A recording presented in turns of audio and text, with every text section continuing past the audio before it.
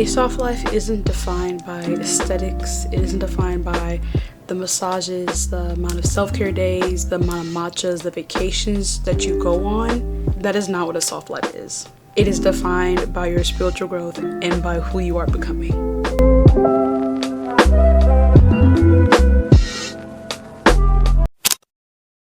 Hello, you beautiful souls, and welcome back to my channel. When you hear the word soft life, what do you think of? What is the first thing that comes to mind? Is it luxury? Is it materialism? Is that what the first thing that comes to mind when you think of a soft life? Since about last year, I've been on a path to figure out what a soft life means for me, to figure out how I define what my version of a soft life is. Because the version that the social media girlies have conjured up, that have just ran through with, is not the pure version of what a soft life really was meant to be defined as, really. Because especially as Black women, what we inherently want in life usually is never what society assumes or stereotypically puts on us. And I find that to be so freaking beautiful already. So today I want to let you in on how we're going to find the meaning of what a soft life means to us. Because it's a lot deeper than what we see online.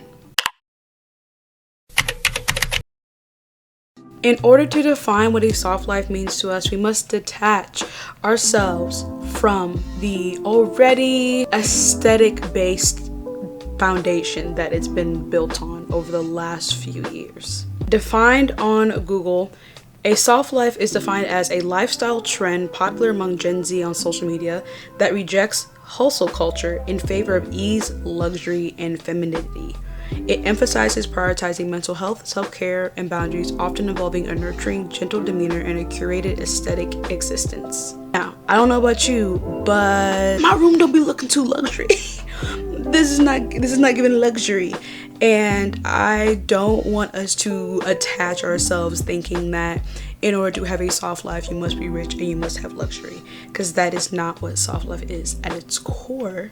And that is not what it was supposed to be at its core. Social media has taken the lifestyle change of this era, of this lifestyle, to mean materialistic things, to mean that the focus of this is supposed to be on the material things, on the things that bring us happiness through money. Especially adding the word soft in front of unnecessary things. Soft matcha, soft Pilates, soft yoga, soft girl walks. You're just walking. Actually, what most soft girl walks are just what you would call mindful walks. There's another term for all these things. You just add the word soft in front of it as opposed to make it this, I don't know, this aesthetically pleasing looking thing. And if you notice, all these aesthetics are mainly for social media. They're mainly for portrayal of your life, of a lifestyle, for content. Not everything in life is about content, especially when it comes to your growth. Soft life at its core, it is about self-care, but it is also about growth. It's about spiritual growth, it's about religious growth, it's about emotional growth, it is about wellness, it is about your mental health type of growth. All these things together, that is what we conjure up into a soft life. I feel like I've said soft life so many times already at this point. It's about unlearning toxic habits, healing childhood wounds. It's about going to therapy. It's about healing your inner self. It's about also just doing the shadow work. It's about doing the hard part.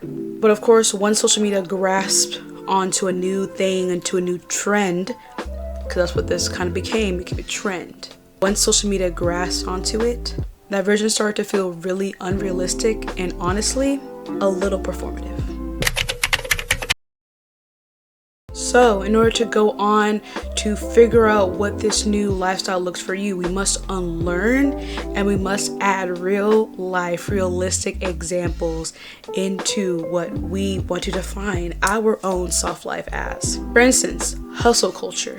We live in a world, especially if you live in America, the westernized culture of bustling and thinking that you need to struggle in order to be successful, thinking that money must come hard and it must be painful and must have a super big journey and tears and trauma behind it in order for you to have worth. That's not the case. I have some affirmations that I say on a daily, and they contradict the exact thing that the westernized culture wants us to believe is the only way of living. I am worthy of abundance.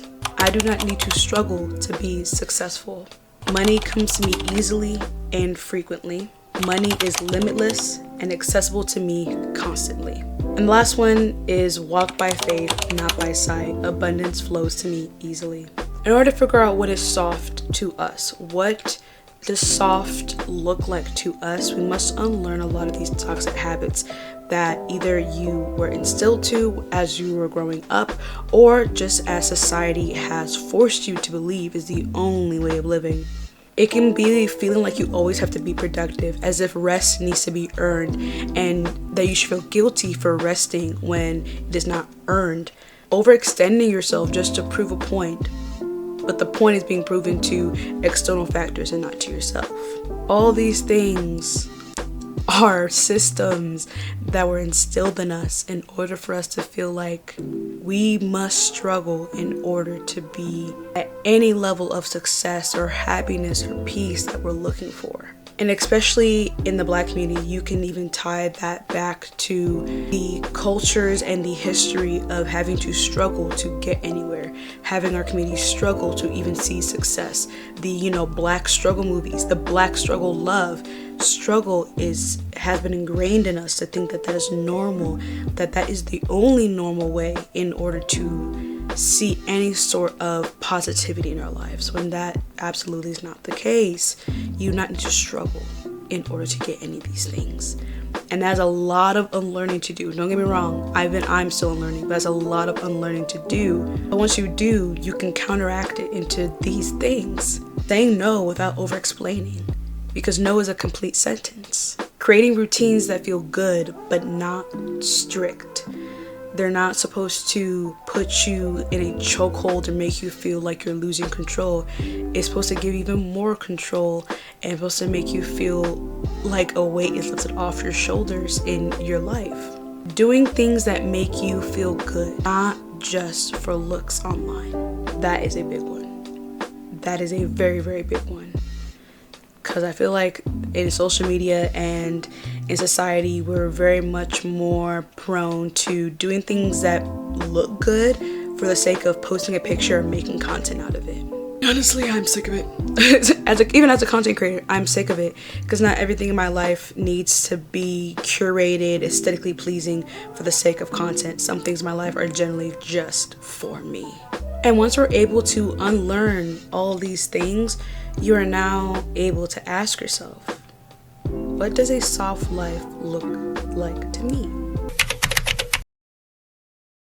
As I've just stepped into my mid-20s, I turned 25 back in February. I really have been honing in on what a soft life looks like to me. Like, what does that resonate with me to mid-age? And a part of it is, for example, not forcing things that don't feel aligned, which very much is a let go and let God type of mindset. In my early 20s, I was very prone to wanting to control everything, and that made me a control freak. Not even just as to the outcomes of things, but just to what things look like, how situations went, what things were said about me, how I was being perceived, everything I wanted control of.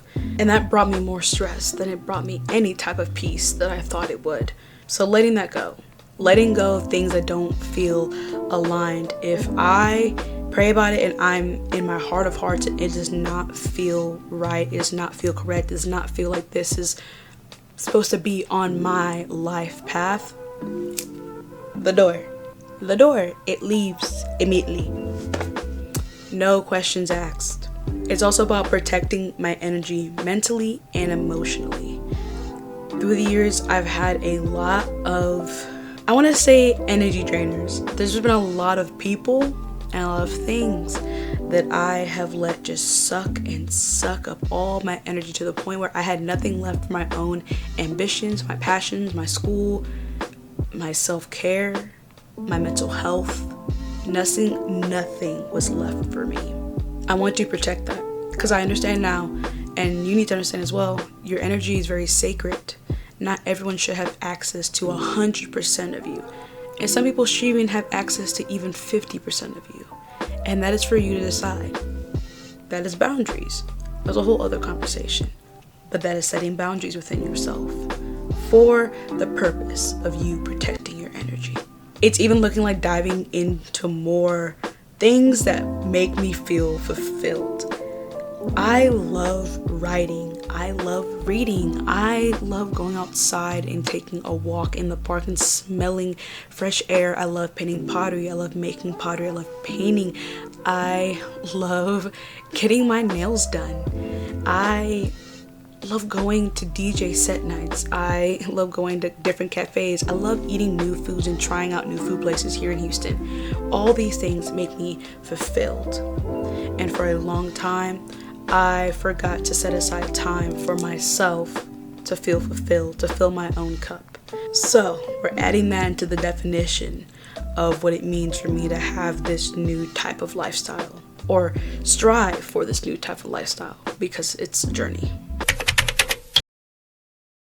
A great journal prompt that I used and I've been using throughout the year in order to figure out and really hone in on what I see my lifestyle looking like, or my life looking like, is this: who is future you? Loaded question, but it's a great journal prompt to focus on if you're into shadow work, if you're into being more mindful in your mental health and whatnot. It's a great question to ask yourself, because life can feel a bit lost when we don't have somewhat of a clear picture as to who we're trying to be, as to who we're striving to be, you know? And especially in a world where we have access to so many different people's lifestyles, we can go, I want that, I want this, I want my life to look like that, I want my life to look like this. But do you really?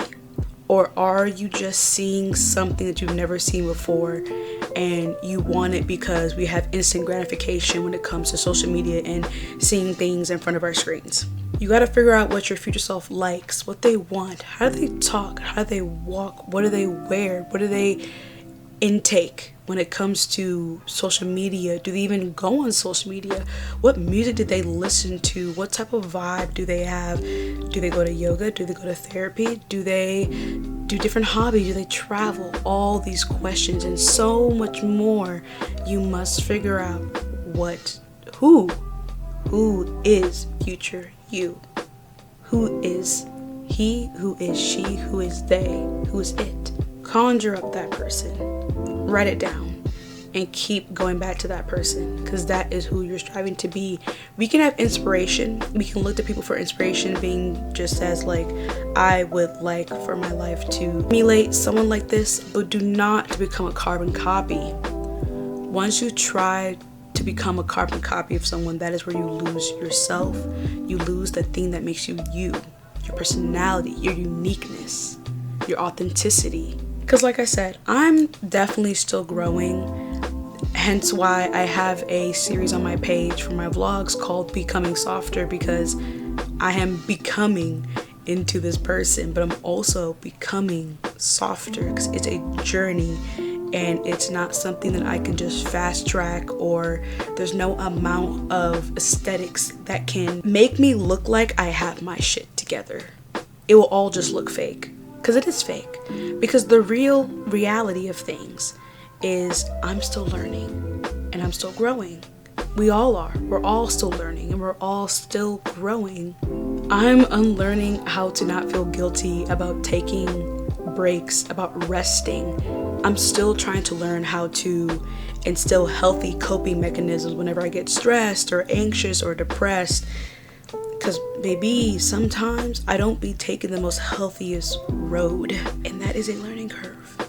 I'm learning how to not overextend myself and how to even allow myself to have my own time and to pour into myself without feeling guilty that I am pouring into myself. It's a lot. It's a lot. All in all, I'm still defining what a soft life means to me, what that looks like for me. And I think that's the point. It's not a one size fits all.